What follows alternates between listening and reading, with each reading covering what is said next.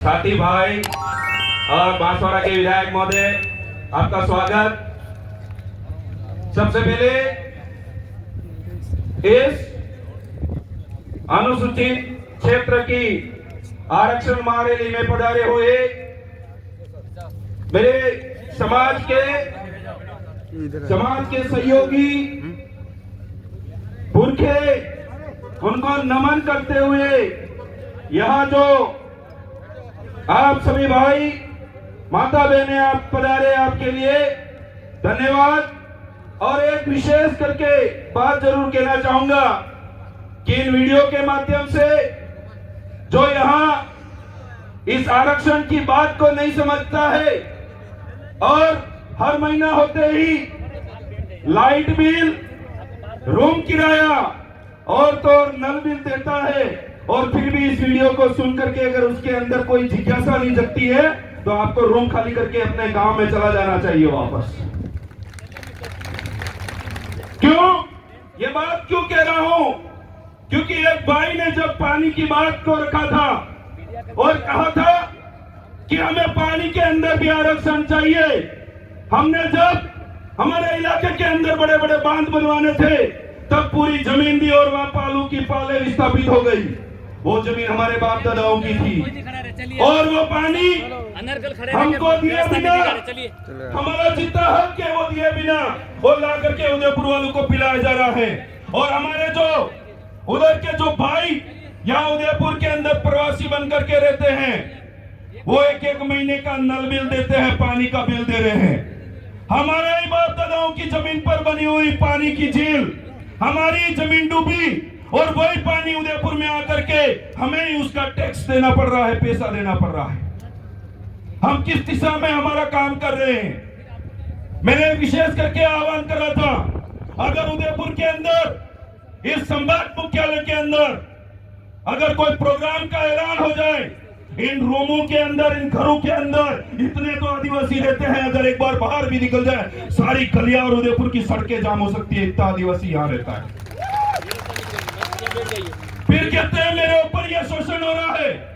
2013-12 के अंदर मैं आपको बात बताता हूं, उस समय जब रूम रेंट लेने जाते थे, टू लेट जहां लिखा हुआ होता था पूछते थे और मकान मालिक बाहर निकल करके बोलता कि कौन हो भाई।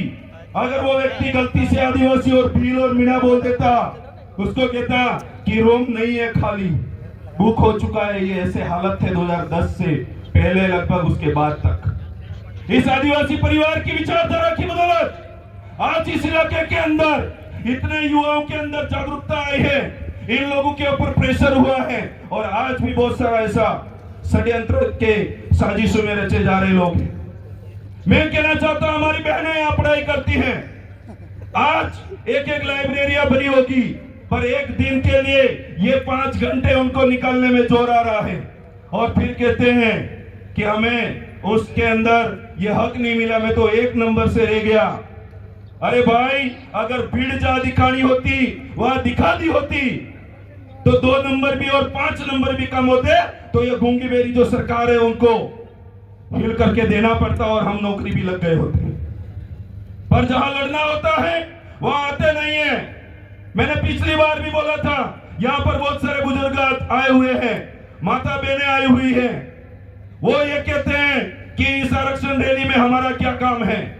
मैं कहना चाहता हूं, इस उदयपुर के आसपास 20 से 25 किलोमीटर के अंदर बहुत बड़ी बड़ी पाले हैं। उन पालों के अंदर खुद का पानी था, खुद का खनिज और खुद का अनाज उत्पन्न करके वो लोग अपना जीवन यापन करते थे।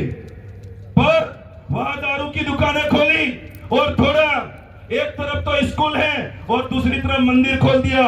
हमारे लोग उधर जाने लगे, विद्यालय की ओर नहीं गए और वो सारी जमीनें बिक करके वो लोग आज वहां बड़ी बड़ी होटलें बना दी उन लोगों ने। ये क्यों हुआ? क्योंकि हमारी जागरूकता की कमी की वजह से वो सारी चीजें हमसे छीनी गई। और उसके बाद जो आज पालवी इलाका था, प्रशासन के भाई खड़े, मैं कहना चाहता हूं विशेष करके इस होली के अंदर मेवाड़ क्षेत्र के अंदर ऐसी कोई चीजें हुई थी, उस बात को बेरुपया अपनाने के लिए और हमारे यहाँ का नालायक सांसद बार बार बकवास करके अपनी आईडी पर लिखते जा रहा था। मुझे बहुत दुख होता है, डूंगरपुर बांसवाड़ा के सांसद बोलते जब टेबल फट जाए वैसे वहां आवाज उठाते हैं, और हमारे यहाँ के सांसद लुंगी उठा के किसकी वहां हड्डियां चाट रहे वही खबर नहीं पड़ रही है आज तक। आप क्या हो सकते हैं सदस्य, हमारे लिए बहुत गंदी बात है। और आने वाले समय के अंदर भाइयों तैयार हो जाओ कि वो खुद को हिंदू बताता है और सर्टिफिकेट में कहता है मैं तो हिंदू हूं नहीं, और थोड़ा थोड़ा पता चला है वो तो गोत्र से कटारा भी है। भाई साहब वोट लेने आए, सबसे पहले दलाल माता वहां दर्शन किए, मैं तो इसी फलक का हूं। मैं तो हड्डियां ढूंढ रहा था किस शमशान में कहां गाड़ी है इसकी हड्डियां पुरखों की कि कहां का है नस्ल है। जबरदस्ती के ऐसे बरगलाने वाली चीजें करते हैं।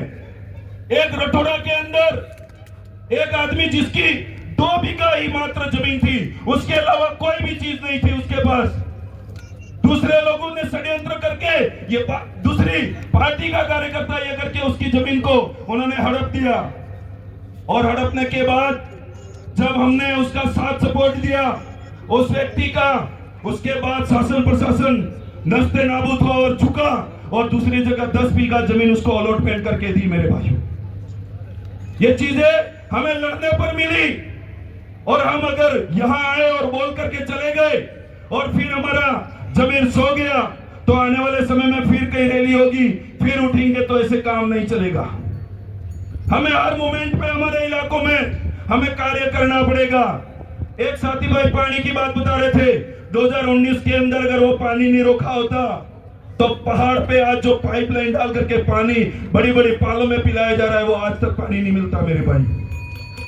इसलिए वक्तागण बहुत सारे हैं, मैं अपनी बात को यही विराम देते हुए एक बात जरूर कहना चाहूंगा।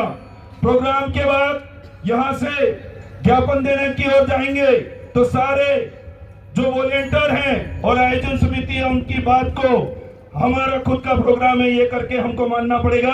आप सभी ने मेरी बात को सुना, धन्यवाद, आभार, जय जवाहर, जय संविधान, जय भारत।